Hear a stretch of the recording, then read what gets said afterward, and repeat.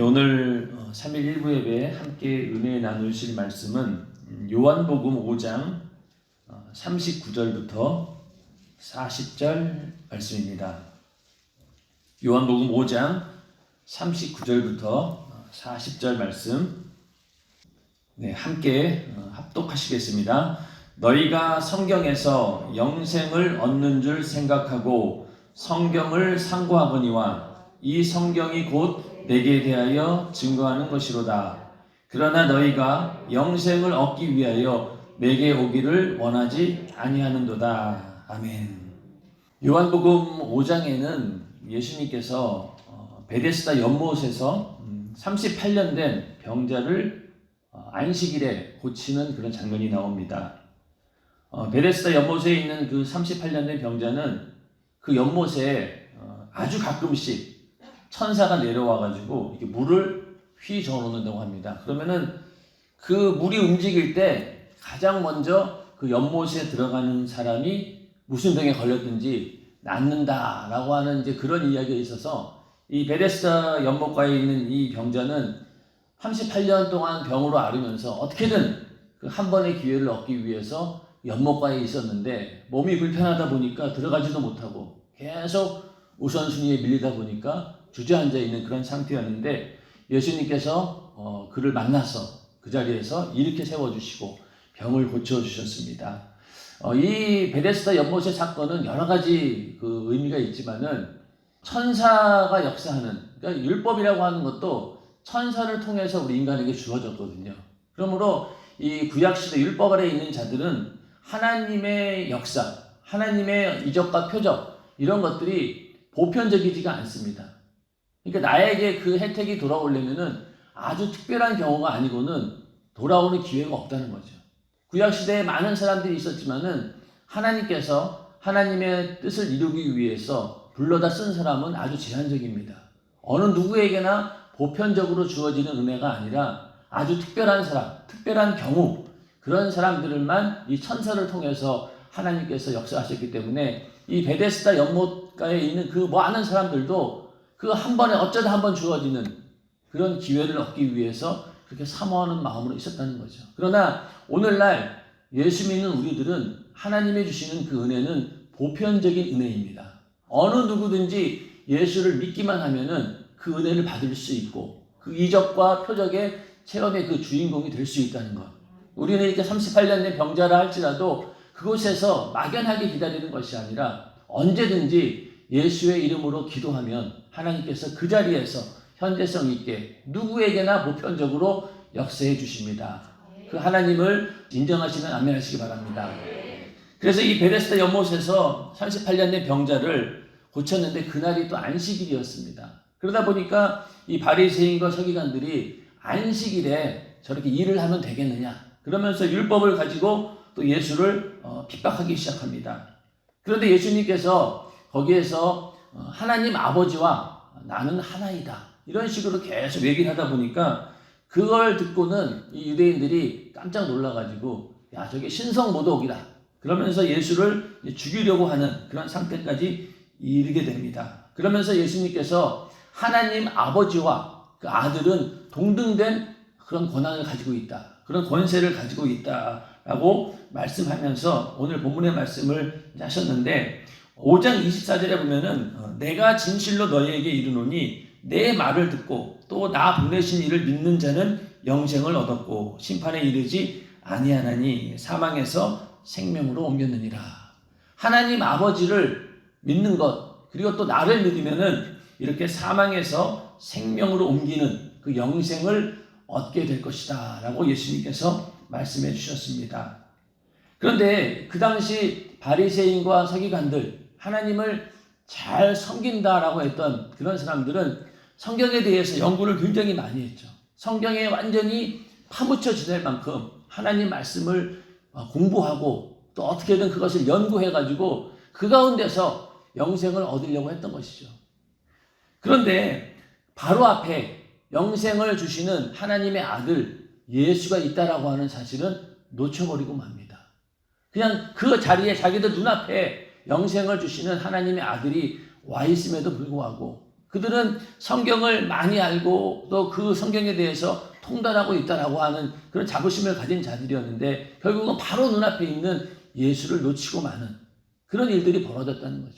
그래서 예수님께서 오늘 말씀하면서 너희가 성경에서 영생을 얻는 줄 생각하고 성경을 상고하거니와 너희가 성경은 열심히 보는데 그 가운데서 또 영생을 얻으려고 하나님의 어떤 은혜를 입으려고 노력은 하는데 그러나 그 성경은 바로 나에 대해서 예수에 대해서 증거하는 것이다 라고 말씀하신 거예요.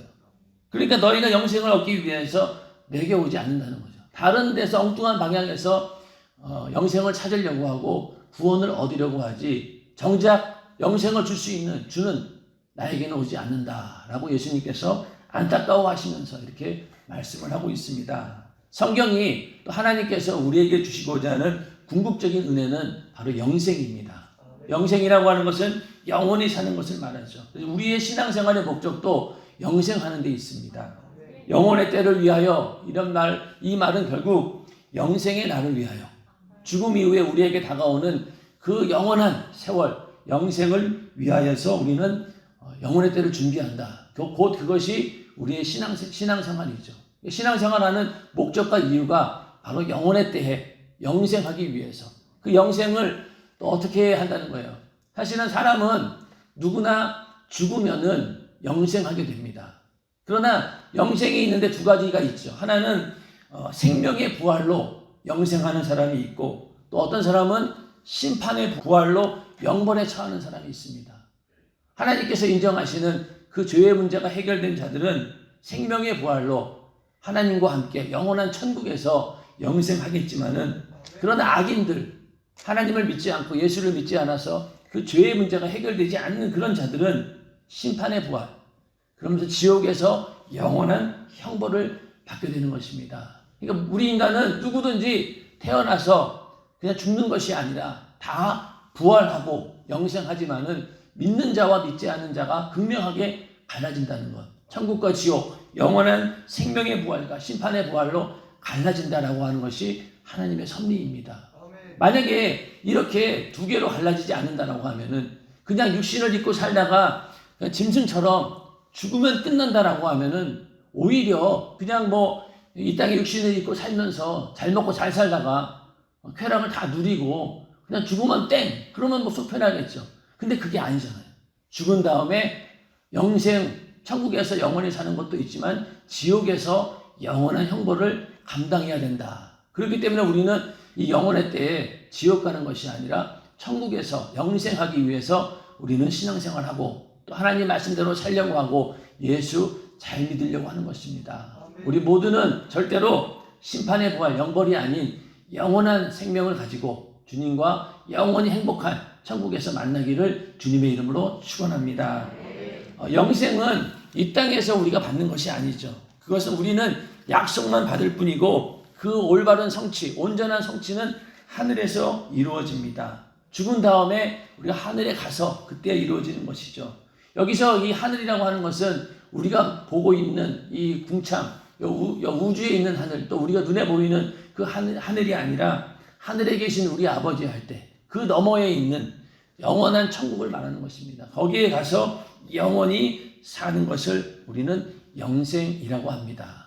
그런데 오늘날 이 영생이라고 하는 말을 참 쓰기가 좀 어색해진 그런 게 있습니다. 왜냐면은 예전에 그 영생교라는 게 있었어요. 그래서 그 영생교 교주가 뭐 사회적인 무리를 일으켜가지고 그러다 보니까 영생 그러면은 딱 그게 떠오르는 거예요.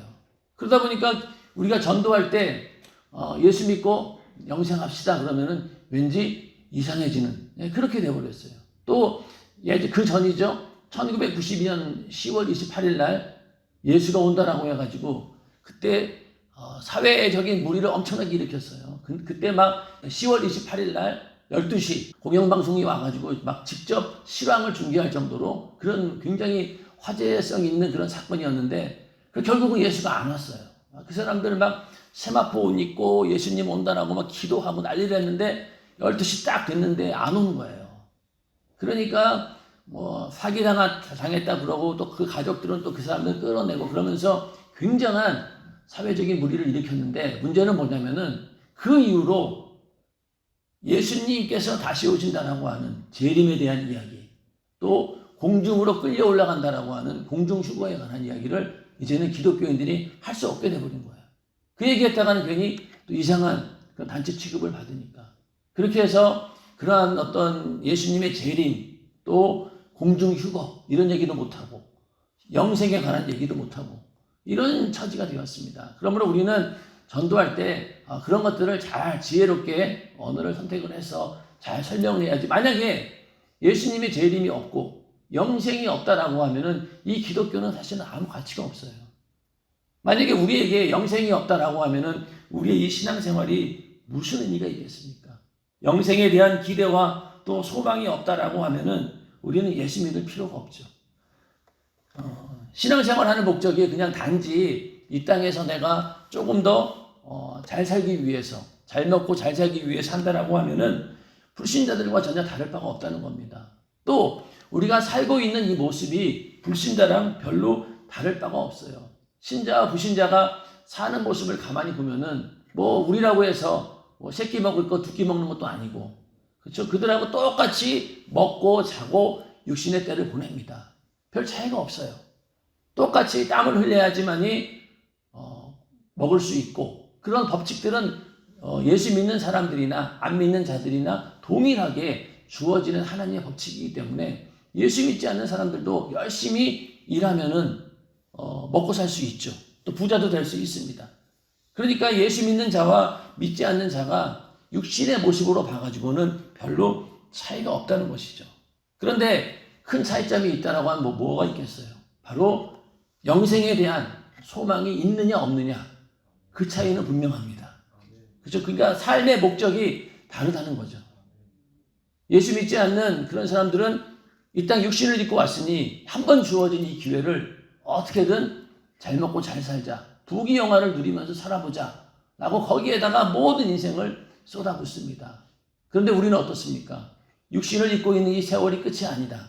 죽은 다음에 영혼의 때라고 하는 그 시간이 있는데, 육신의 세월은 70년, 80년, 뭐 많게는 뭐 90년, 100년, 120년까지 본다 하더라도 언젠가 한 번은 끝나게 되는 것이고, 끝난 이후에 영원한 영생의 그 시간들이 있고, 거기에서 우리는 영원히 살아야 된다라고 하는 소망이 있기 때문에 우리는 이 땅에서 똑같은 불신자와 같은 삶을 살고 있으면서도 삶의 내용도 다르고 삶의 소망이 다르다는 얘기죠. 우리는 이 땅에 살면서 여기서 잘 살고 잘 먹고 잘 사는 것을 목표로 하지 않고 우리는 영혼의 때, 영생의 때에 가서 내가 어떤 부유를 누릴 것인가, 이것에 대해서 목표를 가지고 우리는 신앙생활을 하고 있는 것입니다. 그러므로 우리는 이 세상을 살아가는 것이 여기서 영원할 것처럼 사는 것이 아니라 여기서는 나그네의 어떤 행로에 불과하다. 하나의 어떤 지나가는 나그네의 길과 같다는 거죠. 인생이라고 하는 것은 잠깐 있다가 사라지는 안개와 같다. 그렇게 안개라고 하는 건 어떻습니까? 안개는 아침에 꼈다가 시간이 지나면 어떻게 돼요? 싹 거쳐버립니다. 그런 것처럼 우리 육신의 때도 잠깐 보이다가 없어지는 안개와 같은 것이다. 그러나 영원한 것은 무엇입니까? 내가 내 영혼이 맞이하는 그 영혼의 때의 시간이 진정한 우리에게 주어지는 시간이고, 그 시간은 영원하기 때문에 훨씬 더 가치 있는 시간이죠. 그러니까 예수 믿는 사람들은 이렇게 삶의 태도가 다릅니다.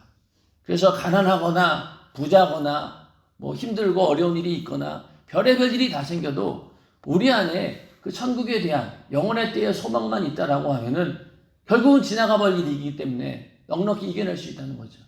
만약에 그게 없다라고 하면은 우리도 똑같이 세상 사람들처럼 삶의 문제로 인하여서 절망하고 이거 어떻게 해결할까 낭망하겠죠. 그러나 우리는 어떻습니까?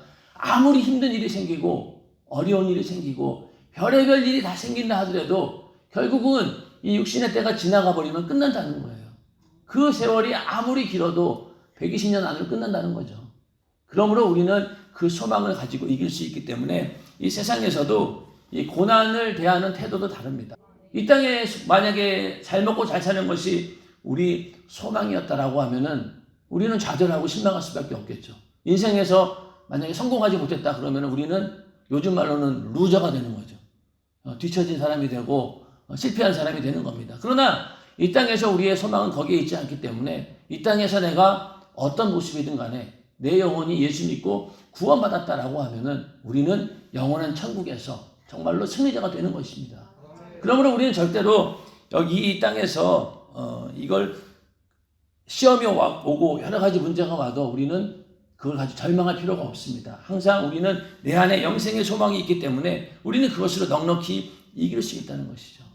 예수님께서 말씀을 하시는데 내가 하늘에서 내려온 산떡이다. 나를 먹고 마셔야지만이 너희가 생명을 얻는다. 라고 이런 말도 안 되는 그 사람들이 전혀 육신으로는 이해할 수 없는 그런 말을 하니까 예수를 추종하던 많은 제자들이 예수를 떠나게 됩니다. 그러자 예수님께서 그 제자들에게 물어보죠. 너희도 나를 떠나겠느냐? 그랬더니 영생의 말씀이 계심에 우리가 네게로 가오리이까. 이렇게 제자들이 대답했습니다. 마찬가지예요. 우리도 많은 사람들은 예수 믿다가 하는 일도 잘 안 되고 내가 기대한 것보다 못 미치다 보니까 아유 예수 믿어도 별거 없네. 그러고 돌아서는 사람들도 있습니다. 그러나 우리는 어떻습니까? 우리는 영생의 말씀이 있기 때문에 우리의 신앙생활의 목적이 영생에 있기 때문에 우리는 절대로 주님을 떠나지는 않습니다. 그 소망이 이루어지는 그날까지 절대로 우리는 주님 곁을 떠날 수가 없습니다. 지금까지 해온 신앙생활이 아깝기도 하지만은 그러나 천국에 가서 더 큰 것이 우리를 기다리고 있기 때문에 우리는 절대로 그 소망이 있는 한 이 땅에서 아무리 어려운 일이 있다 해도 우리는 좌절하지 않고 이겨낼 수 있는 것이죠. 그렇다고 해서 주님께서 이 땅에 우리가 고난당하는 동안 그냥 내버려 두시는 게 아니죠. 그 고난당하는 순간순간마다 주님께서는 우리와 함께 하시고 우리를 위로해 주시고 우리를 격려해 주시고 우리에게 힘을 주시고 고난을 이겨낼 수 있는 어떤 능력을 주시고 그렇게 해서 우리와 함께 하시고 그러다가 죽은 다음에 영원한 천국에서 영원히 우리와 함께 한다라고 하는 사실이 얼마나 큰 소망입니까?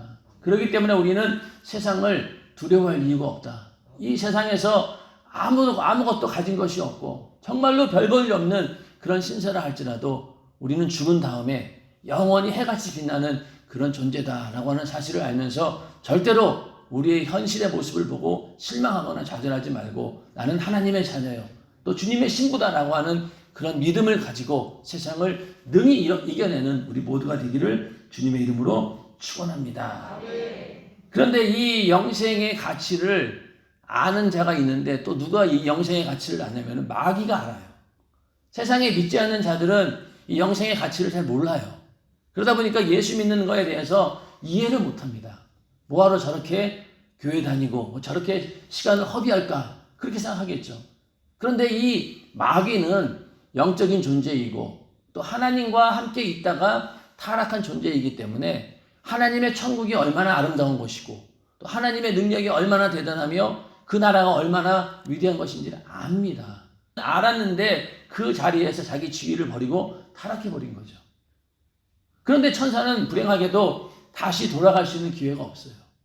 만약에 천사에게도 다시 회개할 수 있는 그런 기회가 준다라고 하면은요, 천사들 전부 다 회개하고 다 하나님께로 갈 겁니다. 근데 한번 타락한 그들은 절대로 돌이킬 수 없는 그런 처지입니다. 그러니까 결국은 어차피 죽을 몸, 어차피 지옥 갈 그런 존재이기 때문에 자기 혼자 죽기는 억울하니까 누구를 끌어들였습니까?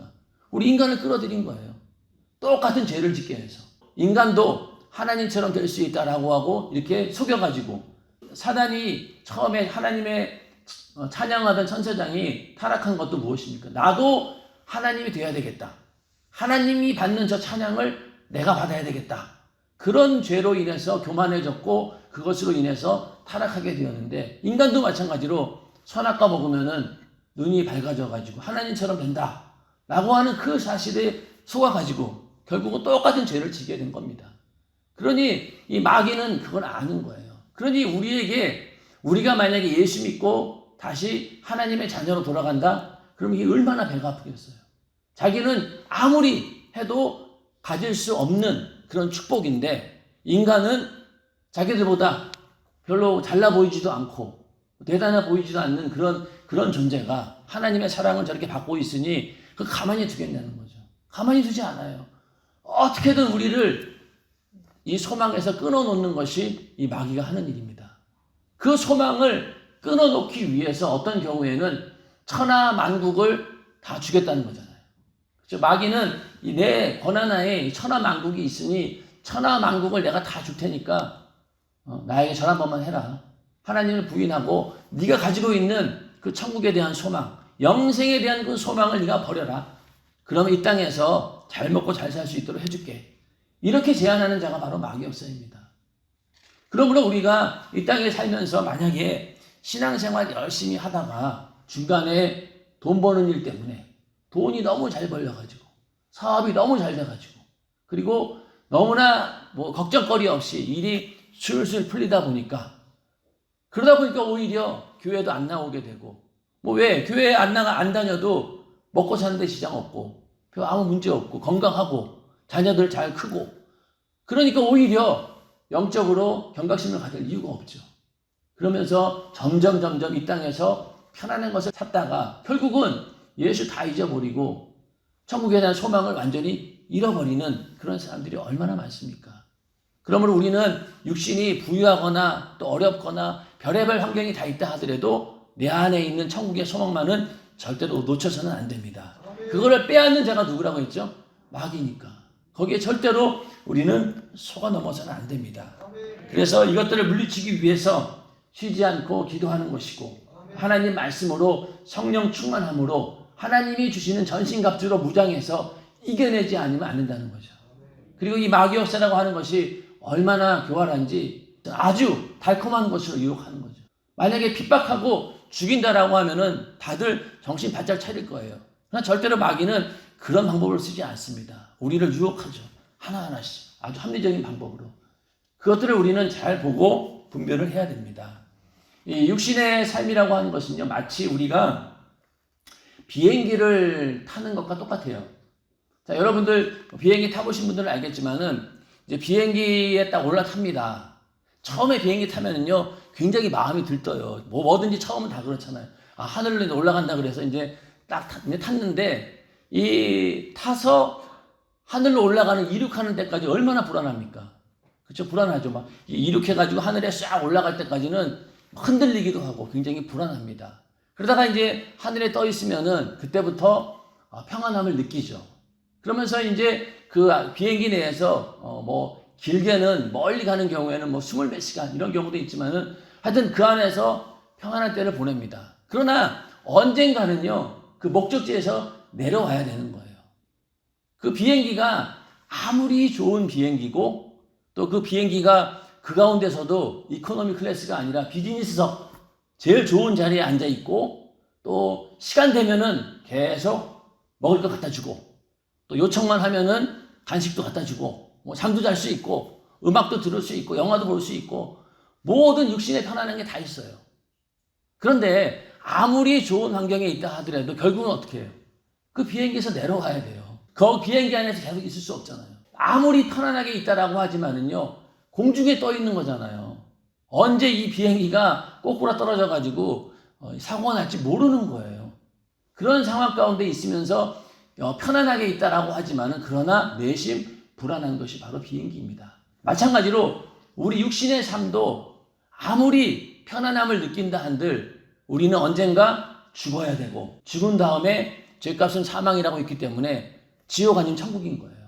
그러니 이 육신으로 사는 것이 얼마나 이게 두려운 일입니까? 공중에 올라서 비행기가 언제 사고 날지 모르는 그런 상황과 똑같은 거예요.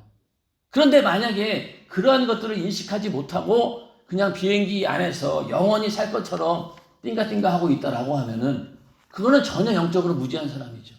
영적으로 조금만 아는 사람은 어떻습니까? 불안한 거예요. 그 비행기에 있는 시간 자체가 불안한 거예요. 우리도 마찬가지로 육신을 입고 사는 동안 물론 좋은 일도 있죠. 행복한 날도 있습니다. 그러나 이 날들이 영원할 것이라고는 절대로 믿어서는 안 된다는 얘기죠. 반드시 언젠가는 비행기에서 내려와서 목적지에 가야 되듯이 우리도 내려와야 되는 거예요. 나와야 될 때가 있다는 거죠. 그런데 그걸 모르고 그때를 준비하지 않고 그냥 비행기 안에서 계속 나는 있겠다라고 하면은 나중에 목적지에 왔을 때 어떡할 거예요? 내리지도 못하고. 그러니까 우리는 마치 이 비행기에 있는 것처럼 불편함을 느껴야 정상이라는 겁니다. 영적으로 깨어 있으면 있을수록 어떻습니까? 육신으로 사는 것이요, 왠지 불편해요. 예수님께서도 이 땅에 육신을 입고 오셨습니다. 하나님의 아들이 종의 형체를 입고 이 땅에 오셨어요. 그러니 얼마나 깝깝하시겠냐고요. 이 천지를 만드신 분인데, 천지를 말씀 한마디로 주관하시는 그런 분이신데, 그분이 인간의 이 제한된 육체를 입고 왔으니 얼마나 불편하시겠냐는 거예요. 그리고 그걸로 끝난 것이 아니라 그 사는 동안, 30년 넘게 사는 동안 한시도 죽음의 위협, 또 고난, 수많은 여러 가지 일들, 고난 가운데 있다가 결국은 십자가에 달려 죽으시는 그때까지 인간으로 사는 것 자체가 정말로 힘든 일이었죠. 그러니까 주님께서도 내가 이 땅에 머리 둘 곳이 없다. 내가 이 땅에 마음 편히 머리 둘 곳이 없다는 거예요. 그만큼 힘들다는 거죠. 그런 것처럼 우리도 내 안에 예수가 있고 또 내 안에 성령이 함께 하신다라고 하면은 이 세상의 육신을 살아가는 일이 불편함을 느낄 수밖에 없어요. 여러분들 성령이 충만해서 한참 기도하고 그럴 때 보면은요, 세상에 나가면은 그 자체가 견디기 힘들어요. 막 사람 많은 데 가고 이렇게 사람들 왁작왁작 그런 데 가면은 막 정신이 시끄러워가지고 이게 견디지 못하는 거예요. 그런 정도로 우리는 이 세상에 대해서 불편함을 느껴야 됩니다. 그래야지만이 영적으로 깨어있는 사람입니다. 인정하시면 아멘 하시기 바랍니다. 근데 그것이 만약에 불편하지 않다. 나 비즈니스 클래스가 너무 좋아. 여기서 계속 밥도 주고 뭐 간식도 주니까 너무너무 좋아. 나 여기서 영원히 머물래. 그런다고 머물러집니까? 그게 아니잖아요. 언젠가는 반드시 그 죽음의 시간은 누구에게나 공평하지 않습니다. 태어날 때는 순서가 있을지 몰라도 죽는 순서는 없어요. 언제 누가 먼저 죽을지 아무도 모르는 그런 상황이죠. 그러니까 언제 그 비행기에서 내려야 될지 모른다는 거예요. 그러므로 영혼의 때를 잘 준비한 사람은 비행기를 타고 가다가 불안하다, 빨리 내려야지 이런 마음이 있듯이 빨리 이 육신의 생을 마감하고 이제 천국에 가야지. 그러니까 비행기 타고 내릴 때 어때요? 처음에 비행기 탈 때는 좋았잖아요. 막 신기하고 그랬는데 한 20시간 타고 나면 지긋지긋하거든요. 그래서 빨리 내리려고 그냥 우리나라 사람들은 막 먼저 막 짐 싸고 나와가지고 막 어떻게든 빨리 좀 내려가려고. 그런 게 있지 않습니까? 그런 것처럼 우리도 육신을 살고 있는 동안 그런 어떤 영적으로 깨어있다라고 하면은 우리는 영혼의 때를 잘 준비하고 있는 것이죠. 그게 아니고 그냥 여기 있는 것이 편하다라고 하면은 우리는 영혼의 때의 소망이 내 안에서 사라져버린 겁니다. 그런 분이 있다라고 하면은 회개하시고 다시 내 안에 영혼의 때를 향한 그 소망으로 다시 채워 넣으시기를 주님의 이름으로 축원합니다. 이 영생하는 곳은, 영생하는 천국은 예수 믿는 자들이 들어갈 수 있죠. 예수를 믿는다라고 하는 것은 우리의 죄의 문제가 해결되어야 되는데 그 죄 가운데서도 우리 인간이 해결할 수 없는 원죄, 아담과 하와로 인해서 지은 그 원죄를 해결할 수 있는 방법은 아무것도 없습니다. 도덕이나 윤리, 아무리 이 땅에서 우리가 착하게 산다 한들 그 죄를 벗어날 길이 없는 거예요. 오직 예수의 피값으로 예수님께서 우리 인류의 모든 죄를 대신 담당하시고 그 죄값을 지불하셨다라고 하는 그 믿음 아니고는 절대로 우리는 구원받을 수 없습니다. 먼저는 그 원죄의 문제가 해결돼야 되는 거죠. 그거는 예수의 피만이 해결할 수 있습니다. 그래서 우리가 예수를 믿는다라고 하면은 바로 그 원죄의 그 저주로부터 영원한 지옥하게 만드는 죄로부터 우리가 자유함을 얻은 겁니다. 그 원죄로 인해서 지옥 가는 거거든요. 그 다음에 우리가 짓는 자범죄들, 그것들은 우리가 계속해서 이 땅에 살면서 회개해야 됩니다. 원죄는 이미 예수님께서 십자가에 달려 피 흘려 죽으심으로 한 번에 해결해 주셨고, 그 다음에 우리의 자범죄도 예수의 피의 공로 의지해서 우리는 매일매일 회개하는 삶을 통해서 그 죄를 씻어내는 그런 일을 해야 된다는 거죠. 그렇게 해서 왜냐면은 이 땅에 우리가 내 영혼은 구원 받았지만 육신을 입고 있는지라 이 죄가 계속해서 우리에게 묻는 거예요. 마치 아무리 목욕을 깨끗이 해도 어떻습니까? 밖에 나가면은 또 금세 손발이 더러워지는 것처럼 항상 그렇게 손발을 씻어내야 됩니다. 그런 것처럼 우리의 자범죄를 계속해서 회개해야 된다. 그러므로 우리는 절대로 다시 예전 상태로 돌아가지는 않아요. 예수를 믿는 한은 예전에 예수님께서 인류의 죄를 담당하시고 우리의 원죄를 해결해 주셨다는 사실을 내가 믿고만 있다라고 하면은 그 전 상태로는 절대 돌아가지 않습니다. 우리는 자범죄를 끊임없이 회개하는 거예요. 그러므로 우리에게 주어진 예수의 피로 이루어진 구원은 절대로 어느 누구도 번복할 수 없는 겁니다. 그거는 내가 믿음이 있는 한 절대로 흔들리지 말아야 되는 것이죠. 그런데 우리는 어떻게 생각합니까? 예수 그리스도께서 자기 목숨을 내놓고 이루신 그 일에 대해서 우리는 너무나 경홀히 여긴다는 거죠. 혹시 내가 구원받은 거 맞아? 왜 그렇게 생각하냐는 거죠. 이미 예수님께서 십자가에 달려 죽으심으로 우리의 모든 죄를 담당하셨다. 원죄는 이미 해결된 거예요. 그 다음에 우리가 가진 죄는 끊임없이 예수의 피의 공로 의지해서 회개하면 되는 겁니다. 그런데도 우리는 마치 우리의 구원이 사라진 것처럼 그렇게 믿음 없는 행동할 때가 있다는 거죠. 그리고 그러한 어떤 연약한 그 믿음을 틈타서 이단, 적그리스도, 거짓 선지자들이 유혹을 합니다. 예수만 믿으면은 우리는 구원을 받는 것인데 자꾸만 다른 것들을 내세웁니다. 어떤 날짜를 알아야 되고 또 어떤 장소에 모여야 되고 또 어떤 의식을 행해야 되고 또 어떤 말씀을 특정한 말씀을 알아야지만이 구원을 받는다라고 자꾸만 우리를 미혹합니다. 이미 우리 예수님께서 우리의 죄를 담당하시고 우리의 모든 죄를 다 사해 주심으로 우리 인류는 다 구원받았어요. 그런데 그렇게 구원받았음에도 불구하고 이 이단들이나 적그리스도는 자꾸만 다른 걸 들이대는 거예요. 너 예수 믿고 있냐? 아니 그걸로 안 돼. 너는 어떤 날짜, 그날을 알아야 돼. 그리고 어느 장소에 모여야 돼. 지금까지 있는 이단들을 가만히 보시고 적그리스도를 가만히 보세요. 항상 보면은 날짜 1992년 10월 28일 예수님 온다. 거기에 모든 사람들이 미쳐가지고 그날만 기다린 거예요. 근데 그날 어떻게 됐어요? 하나 해프닝으로 끝났잖아요.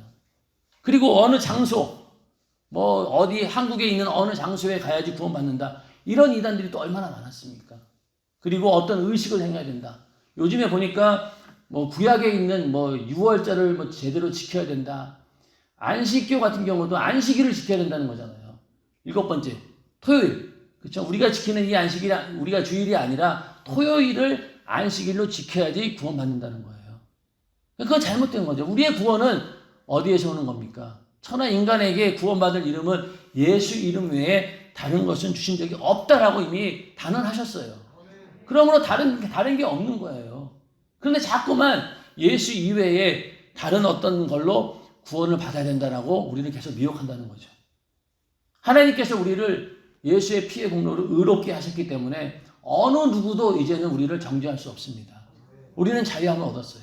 이 정죄하는 자가 누구입니까? 마귀역사죠.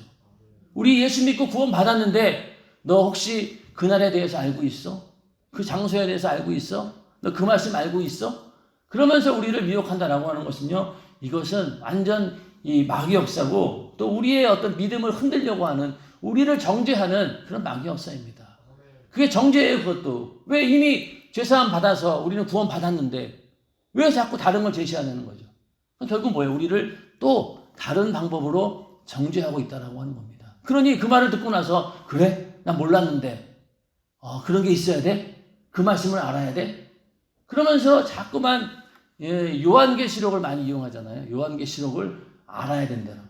그쵸? 마지막 시대에는 이 말씀이 비밀이 풀려가지고 그 말씀을 들어야지만이 구원받는다. 그 말씀을 네가 알아야 된다는 거예요. 그러니 성경에 대해서 다 모르는 사람들은 그게 약점일 수밖에 없잖아요. 그러니까 이단들은 항상 보면은 말씀을 다 아는 게 아니에요. 그 사람들은 아주 부분적으로 자기에게 필요한 말씀만 딱딱 외워가지고 전하는 거예요. 그런데 마치 듣는 사람 입장에서는 야, 저 사람 성경 정말로 많이 아는구나. 그러고 미혹당하는 겁니다. 우리는 절대로 그런 식으로 우리의 믿음이 허무하게 무너져서는 안 됩니다. 예수의 핏값을 그렇게 싸구려로 넘겨줘서는 안 된다는 거죠. 왜? 우리는 하나님의 아들이 십자가에 달려 고난당하시고 죽으심으로 내용을 구원했잖아요. 그 일을 이루기 위해서 4,000년이라는 세월 동안 하나님께서 우리를 사랑으로 지켜보시면서 그 일을 이루셨어요. 그런 엄청난 일을 한순간에 그냥 내가 뒤집어 버린다? 내가 버린다? 이거는 하나님에 대한 예우가 아닌 거죠. 그리고 이거는 절대로 정말로 바보 같은 짓입니다. 그러므로 우리는 내가 예수의 피로 거듭나서 구원받았다라고 하는 사실을 우리는 정말로 그거를 절대적인 믿음으로 가지고 있어야 돼요. 그게 흔들리면은요, 우리의 모든 게 흔들리는 거예요. 결국 그건 뭐예요? 나 예수 믿었는데 나 천국 못 가겠네. 이게 되는 거잖아요. 그 순간 우리에게 있는 이 영생에 대한 소망, 천국에 대한 소망, 영혼에 대한 소망까지도 다 우르르 무너지는 거예요. 그러길 원하십니까? 절대 그래서는 안 되죠. 우리는 끝까지 내 믿음을 지켜야 되는 거예요. 예수님께서 나를 위해 피 흘려 죽으시고 내 영혼 구원했다. 그거는 절대로 변해서는 안 되는 거예요. 그 구원의 터 위에다가 계속해서 충성도 쌓고 기도도 쌓고 신앙생활을 통해서 우리가 공력을 계속해서 쌓는 겁니다. 거기에는 하늘의 상이 있죠. 그러나 우리의 구원의 문제는 예수의 피공로로 이미 해결된 겁니다. 더 이상 다른 게 필요 없어요. 그런데 자꾸만 다른 것을 이야기합니다. 이렇게 해야 된다, 저렇게 해야 된다. 그것은 우리도 마찬가지예요. 우리도 예수 믿고 구원받았어요. 그 구원을 끝까지 지켜내기 위해서 기도해야 됩니다. 그리고 또 그 소식을 전해야 됩니다. 하나님 말씀대로 살아야 됩니다. 성령이 충만해야 됩니다. 다 맞는 말이에요. 그러나 그 원래 구원의 그 근거는 절대로 흔들리지 않는다는 거죠. 그 위에다가 우리는 상을 쌓는 거예요. 그래서 그 사도 바울도 이런 어떤 모습을 보면서 고린도 후서에서 어떤 얘기를 하고 있냐면은 너희가 다른 예수, 만일 누가 가서 우리의 전파하지 아니한 다른 예수를 전파하거나 혹 너희의 받지 아니한 다른 영을 받게 하거나 혹 너희의 받지 아니한 다른 복음을 받게 할 때에는 너희가 잘 용납하는구나. 너무나 잘 받아들인다는 거예요. 그렇게 사도 바울이 예수 그리스도의 피의 공로에 대해서 복음에 대해서 그렇게 얘기했건만 너무나도 쉽게 다른 예수에 넘어가고 다른 영에 넘어가고 또 다른 복음에 넘어가는 그 고린도 교인들을 보면서 너무나 안타까운 거예요.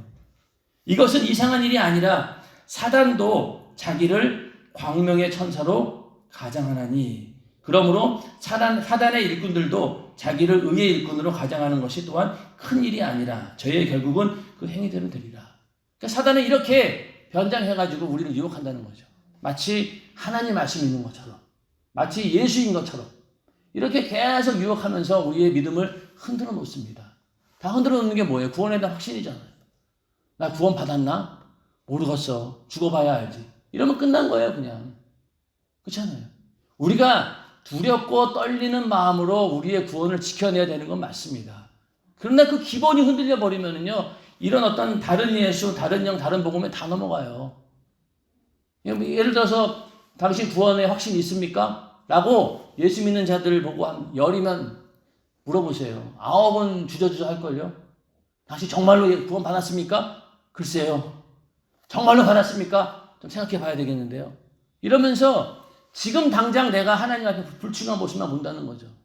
그러나 우리가 예수의 피로 내 죄가 사함받았다라고 하면은 이미 우리의 영혼은 구원받은 겁니다.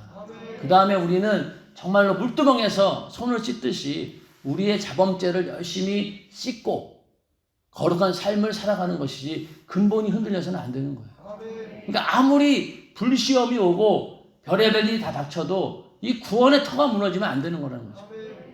우리의 상을 다 잃을 수는 있어요. 그렇죠? 내가 믿음이 없어가지고 상도 잃어버리고 다 까먹을 수도 있어요.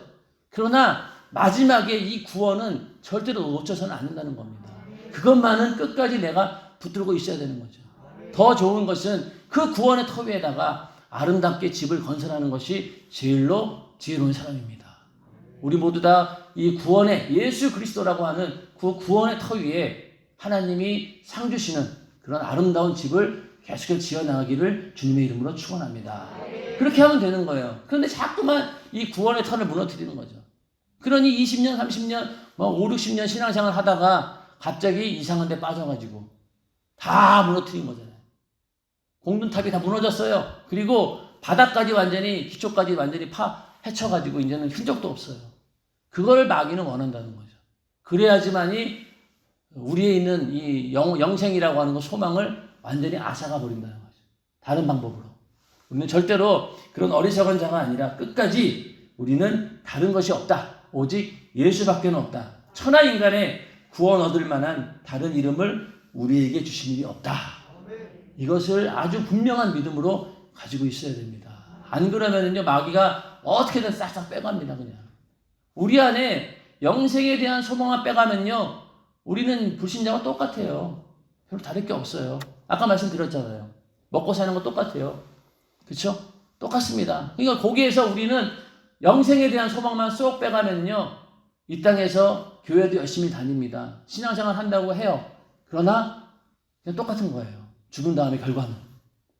우리는 절대로 그런 사람이 아니라 내 안에 있는 영생의 소망만은 절대로 놓치지 않는, 그것을 최고의 가치로 알고 신앙생활하는 우리 모두가 되기를 주님의 이름으로 축원합니다. 그래서 천국이라고 하는 것은 밭에 감추인 보화와 같다. 내가 그걸 발견하는 순간 내 소유를 다 팔아서 그 밭을 산다는 거잖아요. 자, 예전에는 몰랐어요. 육신을 입고 살 때, 예수를 믿기 전에는 이렇게 사는 것이 끝나는 건 줄 알았습니다. 그냥 이렇게 먹고 살다가 그냥 죽으면 끝이겠지라고 했는데 복음을 듣고 보니 그게 아니에요. 이거 죽은 다음에 지옥 가게 생겼구나. 난 안 되지. 천국 가야지. 이러면서 예수를 받아들였어요. 그 다음부터는 나의 모든 생애를 다 투자해서 그 천국을 사는 일에, 천국을 유지하는 일에 내 인생을 쏟아붓는 겁니다. 그것만이 가치 있는 일이죠. 영원한 것이니까. 이 땅을 위해서 여러분들이 내가 잘 먹고 잘 살기 위해서, 좋은 직장을 얻기 위해서, 또 내가 어떤 지식을 얻기 위해서, 또 내가 기대하는 자녀들을 잘 키우기 위해서 내 인생을 다 쏟아부었다고 칩시다. 그런다고 해서 그것이 내 것이 됩니까? 아니에요. 죽으면은 다 고스란히 내려놓고 와야 됩니다. 우리가 그렇게 사랑하면서 키웠던 자녀들, 요즘에 보니까 부모가 이제 암병에 걸려서 죽을 병에 걸려서 죽게 되면은 그 자식들이 뭐 하는 줄 아세요? 그 얼마 안 되는 집 한 채 있는 그 재산, 기껏해야 팔아야 2, 3억도 안 되는 그거 가지고 자식들끼리 싸운다는 거예요. 부모는 아파가지고 지금 오늘 내일 하는데 그걸 놓고 자식들이 몇 푼이라도 더 가져가려고 싸운다는 거죠. 그게 그렇게 평생 믿고 의지했던 자식들이 행하는 일들이라는 거죠. 그러니까 그것도 역시 우리에게는 소망이 될 수 없다는 겁니다. 그러니까 우리의 영혼을 어디에다 맡겨야 되겠어요? 천국에 두어야 되는 것밖에 없어요. 이 땅에는 아무리 준다 한들 소용이 없다는 거죠.